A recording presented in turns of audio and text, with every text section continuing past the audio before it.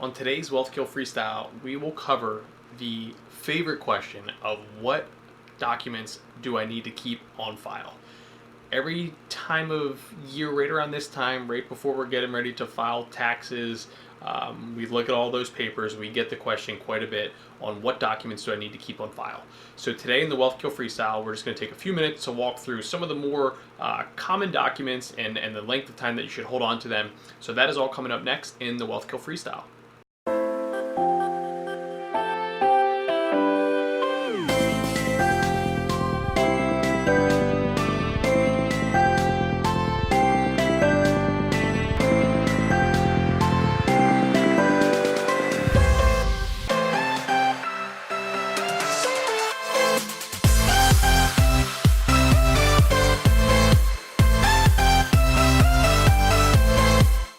Okay, first up is tax documents, because again, usually that triggers this conversation.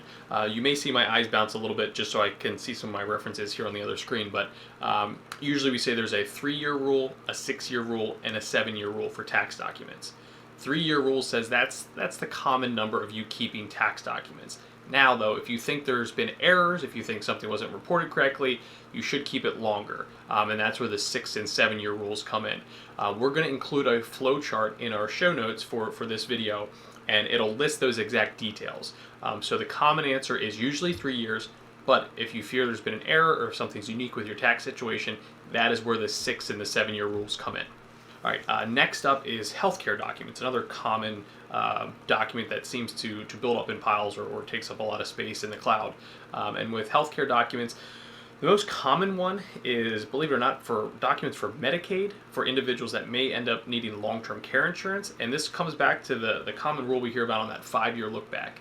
So 5 years is a good time frame to keep certain medical documents to show that you're trying to prove that you will qualify for Medicaid.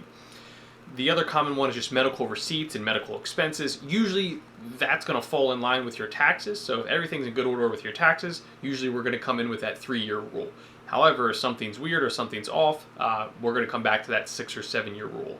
So those are the good time frames to really keep in mind when we're referring to keeping healthcare documents. All right, the other section that's really important is just legal documents. So this could take a few routes. Legal documents, I think the easiest answer is there's pretty much no reason why you would ever get rid of legal documents. So if you're a U.S. citizen, just think of like your birth certificate, social security card, your passport. All those items should be pretty much kept forever and in a very secure spot. Even a fireproof safe makes a lot of sense here. If you're not a U.S. citizen, again, passport, your green card, your visa, your I-94, those are all documents that should really be kept forever. Marriage certificate, if you've been divorced, your divorce decree, keep all those papers on file. If you go through a name change, whether it's getting married or a divorce, keep those files nearby. Military paper. The other one is safe deposit boxes. Make sure you keep that information nearby, and also let your family know there is a safe deposit box, and they should know that they're aware of that. So those are the other ones to keep in mind for legal documents.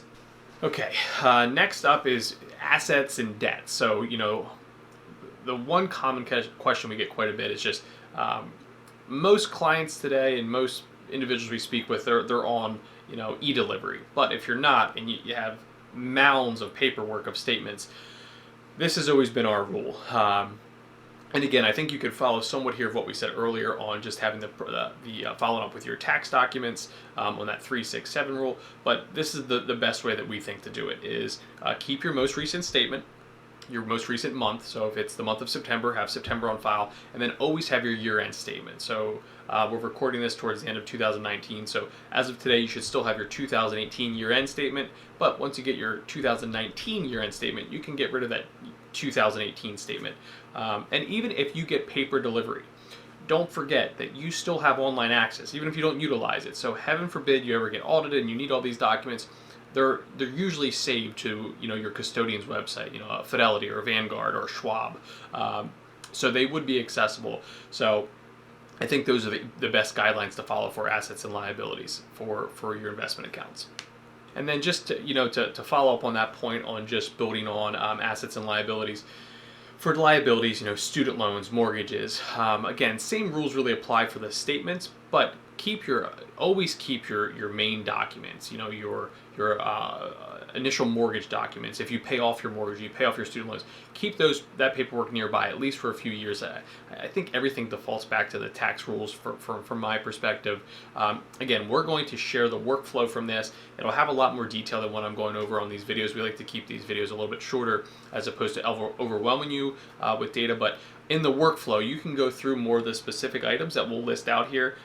Again, the assets, the debts, we even have a little section on other documents. So go ahead, check out the workflow. I think really the taxes, the investment statements, and those legal documents and healthcare documents are the main four that we get questions on a yearly basis.